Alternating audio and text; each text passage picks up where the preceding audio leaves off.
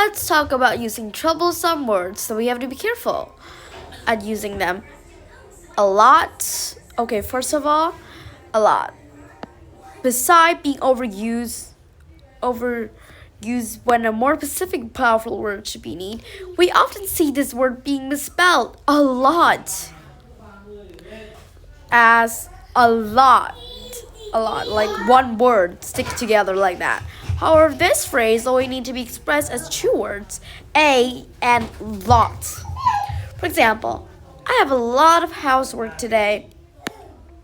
You can remember to use these two words by thinking a lot is a lot of words. It's like more than one word. At least two words like that. Okay. Ain't. This is a slang word, which means that it is a made-up word, an informal word. The only time that we can use this word is if we are writing dialogue. I mean, when we speak, we can just like speaking normally. It's just like the speaking language every day. But when we are in a writing dialogue and the characters in a story from places where this kind of slang occurs, like in front of your best friend, your friends, your sibling, people like that, you can use it. Otherwise, it should always be replaced with some more formal synonyms like am not, is not, or are not in our writing dialogue.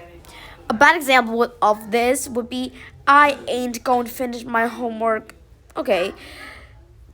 To fix this quick and easy error is to replace ain't with its more formal version, am not. Instead of writing I ain't going to finish my homework, we write I am not going to finish my homework. That's cool. Okay. The word lay should be used when we can replace it. Okay, now let's move on to word that in between the two words comparing to each other. Lay versus lie. Okay. The word lay should be used when we can replace it with the word places. And also, lay we can use it for both people and thing. Lie, on the other hand, it's a synonym for recline, and it usually refers more to the action of person than a thing. We usually like the action of person, use it to describe. Use it in a person more than in a thing, or at least only use it in a person. For example, I lay out my clothes for school on the bed the night before.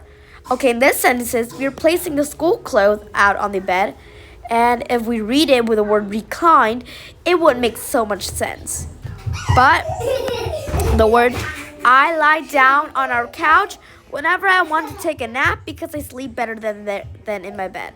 Okay, in this second sentence, however, we're referring to the action of a person reclining on the couch. So lie is an appropriate word to use. You can actually replace it with the synonyms to see if it works. You know, making if it sounds ridiculous, then it wouldn't work. Okay. Another two word we have to be careful is set and sit. This is very similar to lay and lie, We use set when we are trying to express the fact that we have to place an object somewhere. But when we use sit, we want to express that we are going to put ourselves into like a seated position on something. For example, she set her keys on the counter while she fixed herself a sandwich from the fridge. Okay, one more thing. Set are kind of like using it to place an object somewhere. Use it as in an object. But set we use to express ourselves, to express people better. For example, here, she set her keys on the counter while she fixed herself a sandwich from the fridge. Okay, in these sentences, the author is referring to an object, which is the keys that are being placed on the counter. But in the second sentences, she sat down on the counter while she listened to her mother talk about her day. The author here herself is sitting on the counter, so he or she is so she uses. So the author here, he or she here, use the past tense of sat to like express that she's sitting herself, expressing an action. Okay, last of all, can versus may. Okay. A lot of people, I mean, even I still mistake between a can and may. Okay, the word can imply that we have the ability to do something. So it is kind of like a statement of how capable we are of accomplishing a certain task. But may is a word we use when we're asking for permission. So like may, we can do it, but we're just asking for permission to it. But can is implied to that the ability that we can do it or not. So if there are two examples. Can I go to the bathroom? And may I go to the bathroom? Okay. The can I go to the bathroom is kind of like a classic version of a teacher joke. The first speaker is like assessing to his or her ability to go to the bathroom. He or she either is or is not capable of going to the bathroom. Okay, if you ask, can I go to the bathroom? I mean, it's still asking if we can go to the bathroom. But the thing is, like, we're asking if we have the ability to go to the bathroom.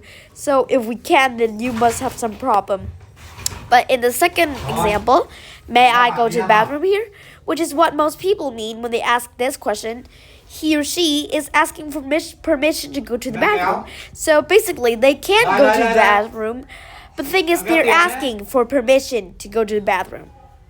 Okay, so remember of these troublesome where we don't want to like mistaken in our writing or our speaking, because it will be super embarrassing. Or worse, people can mistake us for misunderstood us and cause some argument. Okay, thank you for coming. Oh yeah, and let's practice. Which sentences uses a lot correctly? Okay, remember, a lot here are like using more, and we know that like it is not being pushed together. It is like separate each other. It is two words, not one. So let's see. The first one, okay, they're together, only one word, so no. But the second here are separate, so this kind of do it. Third are together, only one word. The second choice it is.